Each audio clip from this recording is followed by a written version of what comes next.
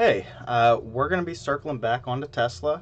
They recently had their quarter one financial statements released just a day or two ago. So I thought it'd be best if we just check in, see how they're doing. We actually looked at them not too long ago, about 7 days ago on the 13th of April. Uh, During that time, and I can share it with you, uh, we have Tesla right here. It was trading at 185. I had a buy point of 186, resistance at 298, and we noted that it was in a slight uptrend for the past 3 months and to buy the dips. So if we look at it today, uh, right away we can see it's at 162, 163. So it's definitely hit a dip here, well below our buy point of 186. So what we're going to do is we'll go through the news, definitely touch on their quarter one results, and then we'll wrap up with the technical analysis to see where things have changed. And obviously, based on the share price dropping so drastically, about 10% in a day, I have to imagine the quarter one results were not as good as expected. But we'll look into it and see, just, uh, you know, make our own calls there. And as we're going through this, if you have any questions or uh, want to add something that I might have missed once we get towards the end, by all means, let me know in the comments. I'd be happy to read that. But to start off, uh, Tesla had EV price cuts right up until their uh, quarter one release date. Um, that's that pretty much sums up this article. It looks like the Model Y had a $3,000 price cut. The Model 3 had a $2,000 price cut. It also goes on to mention how uh, Elon Musk apparently wanted to. He's hoping for 2 million deliveries in this year. Currently, after quarter one, they're on pace to do maybe like 1.8. So not a crazy drop, but still, it's not good news to be behind on your target date. Um, Not much else for this one. It's more just about how they're doing price cuts. I also thought this was interesting. It brings up a couple analysts, and like here's one from Morgan Stanley saying he still has a price point of 220. Um, but then we have this David Trainer from Nashville of this new uh, constructs. He's saying it could be. He thinks it's $25.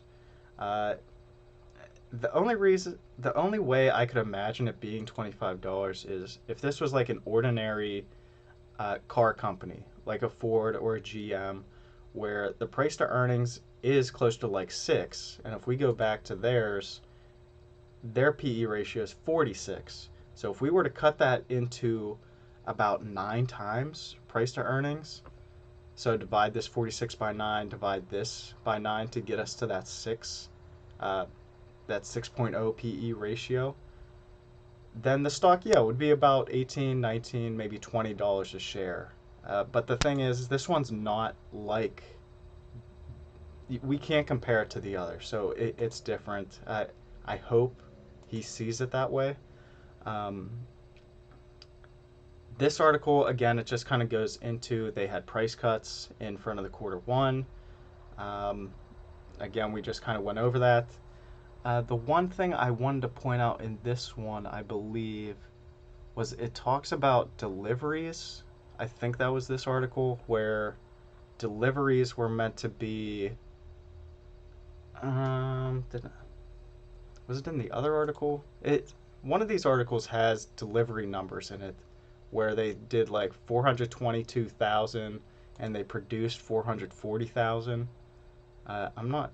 So here's the deliver quarterly results 422. Uh, but there was a produced number in here somewhere. Maybe it's the next article. Uh, but here's kind of, I thought this was nice. Quick article here. Goes into just the price cuts they've made over time. So we have the the ones that they just made going into quarter one, the Model 3 and the Y. Uh, you can see the Y has taken the biggest cut, 29%, and the 3, 15%. But there's reasons to this. Elon Musk goes into saying how he wants to gain market share, and the best way for him to do that is to cut the price, especially with other competitors entering the EV market space. Uh, China, to be specific, is one of them where price cuts were made, um, mainly to compete against NIO and I think Xpeng. Those two companies, I'm not into the China market very much, but I know those three companies are kind of competing with each other. Tesla's trying to gain market share there, so it's cutting prices. I believe it even got so far that the Chinese government said, "Hey, you can't cut prices for like the next month or two." So hopefully it settles down there a little bit. Um, the next one, I kind of like this. If this is actually legitimately true of why they also wanted to cut the prices, is because apparently Biden has this EV tax credit available to people who buy an electric vehicle, which is great. But what's happened is a lot of the a lot of the batteries they use these components. Um, I believe it mentions it here. If it doesn't, we will touch on it in a different article, but the here it is. So these EV batteries have lithium, cobalt, and nickel. And basically, one of the credits, I don't know if this was new or just how things have changed in the environment, but one of the credits is 40% of that vehicle or of that vehicle's battery, which has lithium, cobalt, and nickel. It must be sourced from the US, at least 40%. And I guess these, specifically the 3 and the Y models, due to just some of the economic changes in those elements, lithium, cobalt, nickel, they're just not being used. They're not having America's nickel, lithium, and cobalt in their batteries. And this next article kind of goes into it. It looks like South Korea, they've announced some $15 billion investment in advanced battery technologies. I have to imagine this is where their batteries are coming from. And because it's coming not from an American source, that means their cars are not qualifying for this one tax credit, which is about $3,500. And so what Tesla's done, very thoughtful if this is actually why they did it, because the car was priced at say 42,000, they were charging you 42,000 because they knew you would get this tax credit for 35. So they didn't feel bad about it. But now, because you will no longer qualify for that $3,500 tax credit, they end up pulling down the price. In one case, $3,000, the other case, $2,000, to kind of minimize that while still being able to maintain a profit. I thought that was a pretty nice gesture because they obviously didn't need to do that, but the fact that they did, I thought that was great. Um, but South Korea, yeah, they're getting really into these batteries. It looks like the main battery producers are this LG Energy Solutions, Samsung, SDI, and SK On. Apparently, those three control more than a quarter of the global EV battery market, which includes Tesla, Volkswagen, GM, and Ford. Um, yeah, and as far as what they're trying to do, they're trying to go into these new batteries. It looks like this cylindrical 4680 cell battery and cobalt free batteries before launching mass production. So they're trying to get that type of battery. So it looks like they're trying to shift away from lithium, or I think they're all kind of used in tandem, probably different proportions. But yeah, I guess the strategy is to move away from lithium and more into cobalt, or I'm not really sure. We'll dig into that over time. Um, but of course, the goal is these EV battery makers are trying to develop a new battery technology that promises longer driving range, higher energy density, and a uh, better safety than the conventional lithium ion battery. So they're just trying to make a better product, which is going to help everybody, the company, the end user, the customer, like everybody. Next, we have so those commodities, those lithium, cobalt, and what was the other one? Nickel.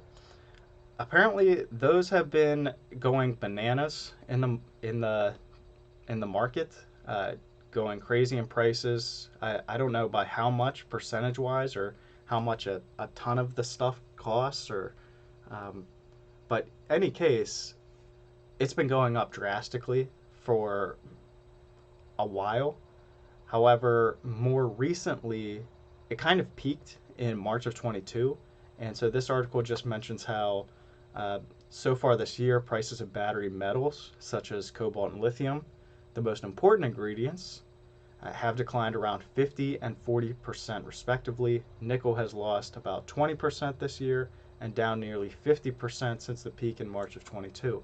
So those prices pulling back are definitely going to help companies like Tesla. I don't know how much per se, but anything is going to help, especially in terms of profit margin, reducing those costs of sales. Um, that's uh, Here's just a nice little fun fact. So, in terms of lithium, they're saying that they're currently behind about 20 to 30 tons still today, but that's better than it was last year, where they were estimating they were behind 76,000 tons. So they're definitely shortening that gap, and I think by using other elements, that's definitely going to help just the EV market in general, EV batteries, I think more specifically. Um, this article, I think we touched on this, where Elon Musk he's putting the reason why he's okay with these cutting the prices is because he wants to gain market share. I mean, his goal was to deliver these 2 million vehicles this year. And the reason is because, like, I guess what a lot of people do is they'll buy a car, and assuming they like it and they drive it for, say, 5, 10, 15 years, what are they going to do when they need a new car? They're most likely going to just buy either the same car or stay in that same family. So in this case, if I bought, say, a Model 3 today and I enjoyed the car for 10 years, well, I'm going to come back and get either another Model 3, or maybe change it up and go with a Model S, or something like that. So they're looking more long term, where they'll cut prices today so that they can gain a new customer such as myself, or anyone, and then in 5, 10 years, when things kind of get more stable, uh, hopefully they have you as kind of like a lifetime customer. And so that's their thinking, in uh, or at least that's another rationale to them cutting prices and not being too concerned about it right now. It also kind of goes into the price war. Here's where he's mentioning he wants the 2 million goal, but currently they're on pace for 1.8. It also kind of touches on the gross margins, currently at 19, where the market expected 22, and I think last year was closer to like 25. It looks like gross margin down from 24% from previous quarter, so it's definitely dropped. And so one more thing before we go into a little more of the financials. So this just gives us a little heads up of kind of what happened. Uh, in terms of there was reported slight revenue and profit misses, and profit and gross margin that dipped below 20 to or dipped below 20% to 19.3. Tesla's reported quarter one revenue of 23.3 billion was below what Wall Street estimated at 23.35. Again, Wall Street they keep narrowing in on what they believe the revenue figures are going to be. I wish I could find something that showed what they projected, say, in January, but whatever. This is just what it is right now. So it did come slightly below. Q1 earnings per share coming in at 85. Wall Street thought it'd be 86. So again, as it got closer, I mean, they hit it spot on. But again, we just don't know what they thought a couple months ago. The revenue figure for quarter one represents a slight dip from 24 billion in quarter four, but still 24% higher year over year. Tesla reported adjusted net income of 2.9, which was less than the 3.03 that they thought. And also last quarter, that was a $700 million decrease. Again, that one's kind of expected based on what they're saying with the price cuts in vehicle sales. Again, here's that 1.8 million sold figure. Again, it just goes into price cuts here. Anything else?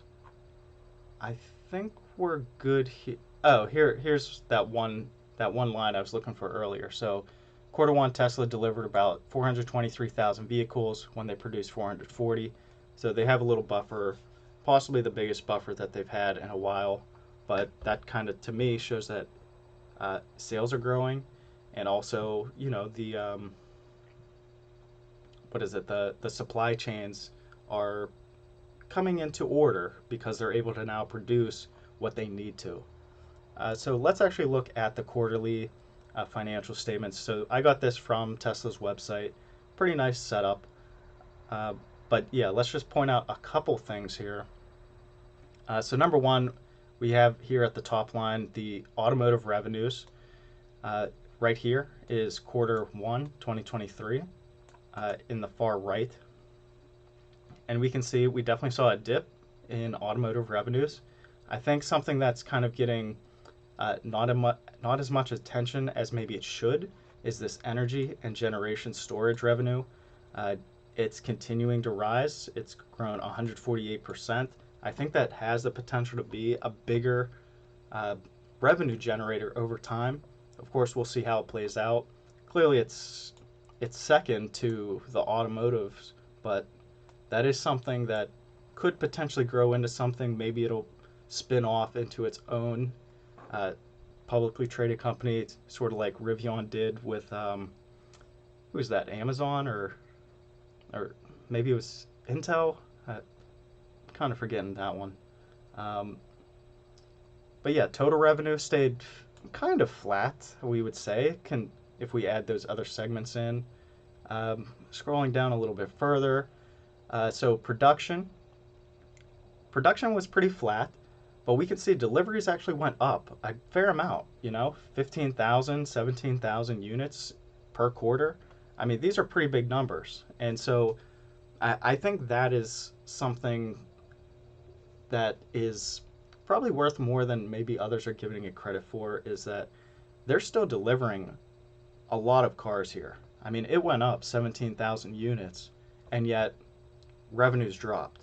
So that's showing how much these price cuts are impacting their financials, but they're still delivering. And so, what Elon's saying here is that's kind of what he wants. He wants the lower price so he can get the market share. He's gaining the market share because you can see the sales are going up and the revenue's going down because, well, that's just the strategy right now. And he's willing to take those short-term losses to hopefully get a long-term gain. Here it just goes into the different factories, different products they have.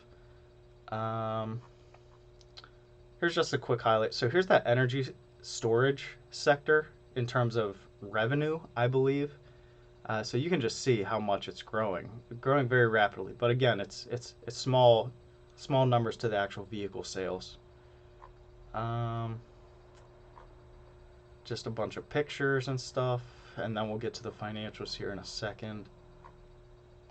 No. Yeah, so this one, I like this chart because if you look here at the bottom, it's showing, so the red line's Tesla, that's what it's doing, the auto industry as a whole, and then the S&P 500. If we just look at the revenue growth compared, so the red to the gray line, I mean, even though it's dropping here, I mean, we're still seeing like 40% revenue growth. That's just, that's really good. especially when you compare it to the auto industry down here. And that's why that first guy in that article saying that this is like a $25 stock, you can't call it that when you see revenue growing at this pace compared to what the average car maker is doing. It's just, I don't know what he's looking at. And then operating margin, similar story. It's broken down in percentages, so all things should be equal here. Again, you're seeing Tesla coming in at about 15% when the average car maker is making about 8. So it's like doubling. So you just can't. It's not apples to apples. It is in the same industry, but it it's just it's not the same, and so we have to treat it differently. But so here we are with the financials. I think just a couple points to make here is obviously top line here with the revenue. Uh, it dropped. We kind of, I don't know if we expected it to drop as much as it did. Like, actually, maybe it's best to use this line.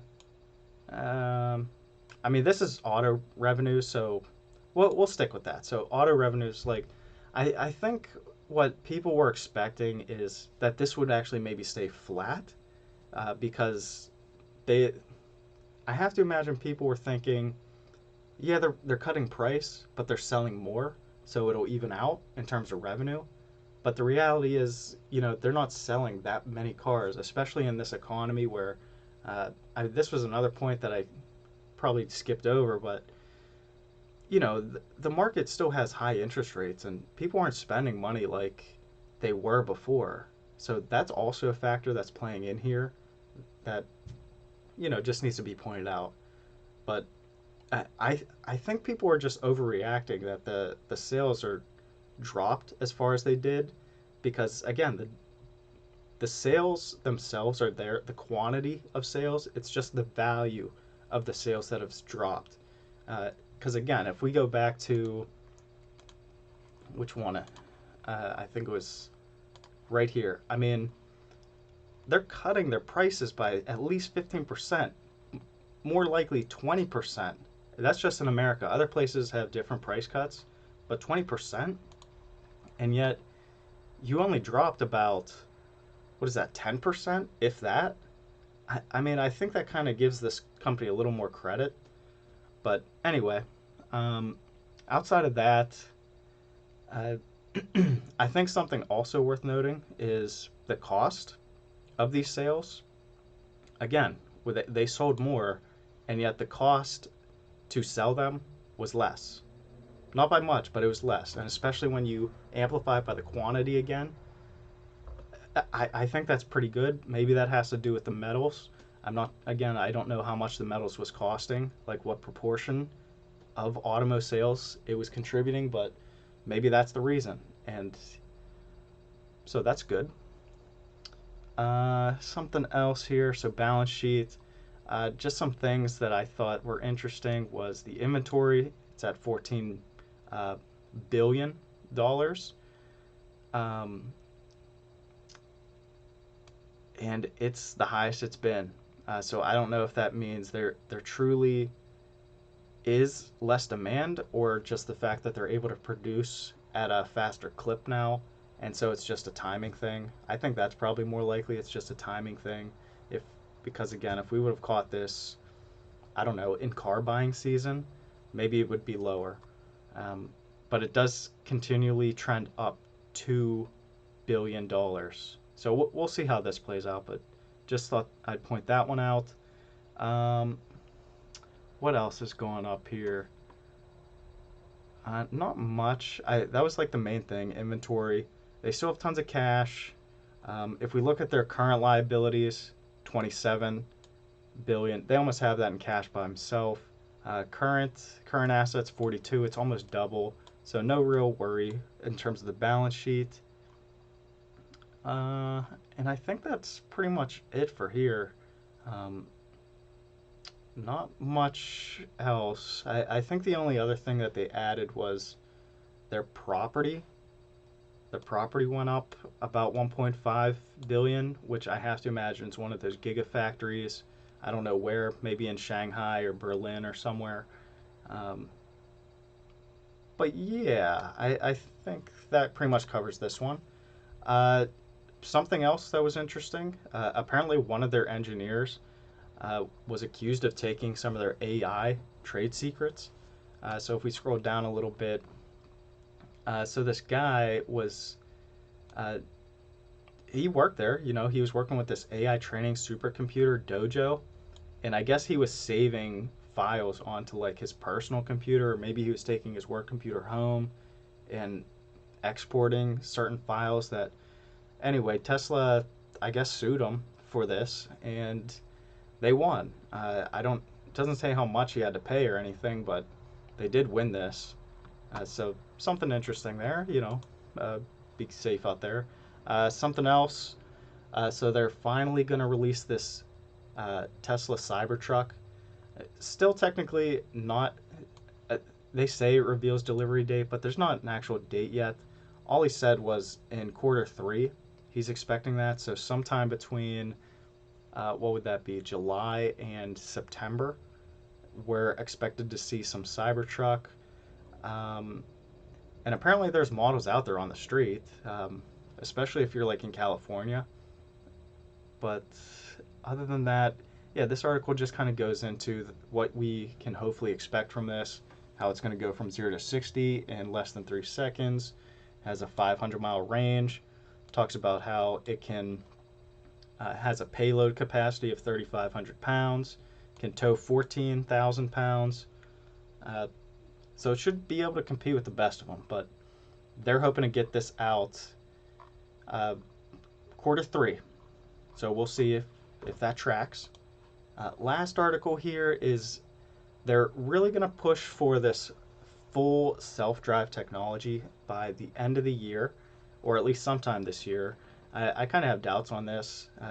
The thing is, they're making good progress. Clearly, they do have some, uh, I guess, software. I don't know if you must be able to install it. It costs like $15,000. It's called this FSD software. That's the full self-driving software.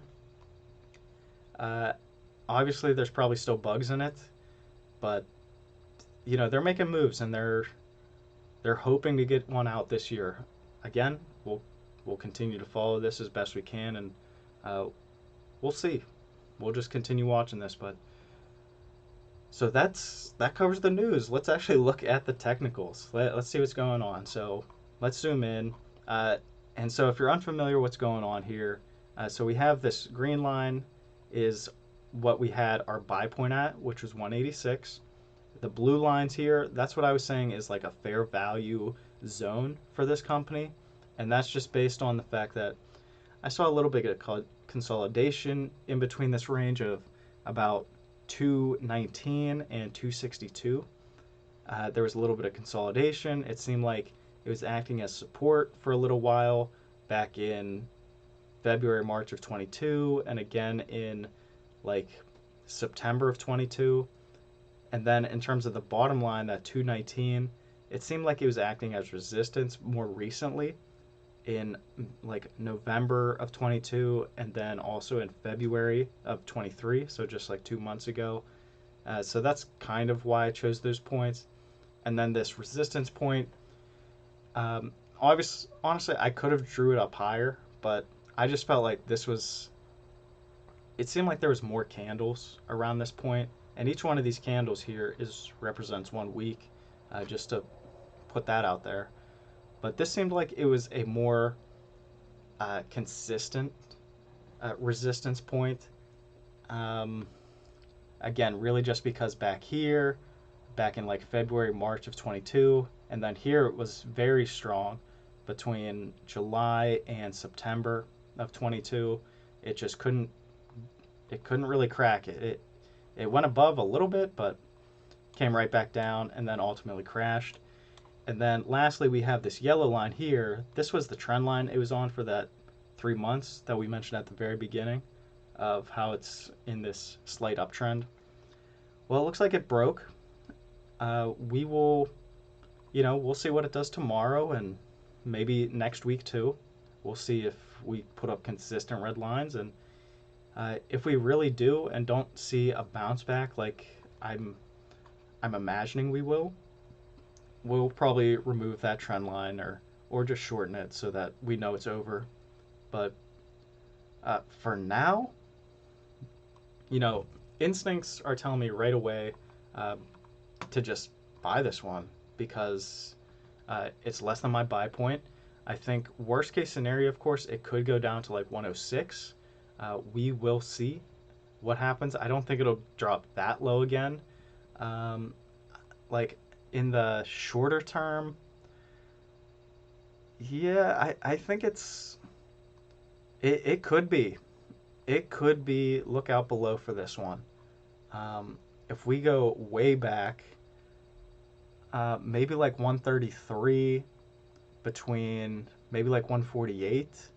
There's some support slash resistance. Again, I'm basing that off of going way back into 2020, how there was some consolidation between about, what is that, 150 and 128. There seemed to be some consolidation. And if we zoom back in, 150, not really much there. 128, we could make a case that there's something there. Um, but yeah, for right now, the way I'm planning on playing it is I actually picked some up earlier today, uh, right around like 160, 165, something like that. Um, and if it keeps dropping, I'll probably just add another share here and there, uh, and we'll just kind of see how low this one goes. Uh, the one last thing that I didn't mention was this box right here. Uh, I did some sort of projection, and this was the range that I came up with. I think by the end of the year, I'm currently expecting it to get into the 120 to 162 range, which is in between our blue lines, which is the fair value. We will see if that actually takes place. And of course, just like the experts do, as time passes, as we get more information, this box might move up or down based on what we see. But right now, like it's brand new. I still have faith this one's going to bounce back. All they need is like one or two decent quarters, and they'll be back up before we know it. But that's pretty much how I'm playing this. So let me just update the stock tracker here since we are all caught up. Resistance there, 420. We'll say slight uptrend, 3 months. Buy dip, may have broken trend. And then we'll say losing, what is it? We'll say decreasing profit margin. Okay. So this is pretty much just the quick updates of what we did here. So we have Tesla again. Currently it's at 162. I'm saying I'm going to buy it at 186 or less. So in this case, I actually did already buy it. Resistance we're expecting at 298 to run into some, so not for a while. The date, and then we're gonna keep that uptrend in our notes at least for another week to see did it truly break, or is it gonna bounce back next week. I'm on the fence. I think there's a case where it could easily bounce back next week. I've seen it before on other stocks, so I'll keep it in for now. But of course, so I didn't note that. I say may have broken the trend. We'll actually say uptrend, and then it has decreasing profit margin, and I'll add for gaining market share, and we'll see how that plays out. So yeah, this one was pretty long, but I hope you enjoyed it. It was very educational for me and hopefully for you. Yeah, so again, if you have any questions or want to share anything that I might have missed, or just you saw something that was interesting, by all means let me know in the comments. I'd be happy to read that. Otherwise, please like, subscribe, and I'll see you on the next one.